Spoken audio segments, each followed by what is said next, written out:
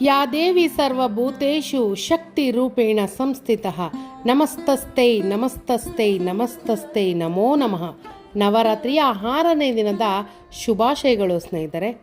ನವರಾತ್ರಿಯ 6ನೇ ದಿನ ದುರ್ಗಾ ಮಾತೆಯ 6ನೇ ಅವತಾರವಾದ ಕಾತ್ಯಾಯನಿ ದೇವಿಯನ್ನು ಆರಾಧಿಸಲಾಗುತ್ತದೆ.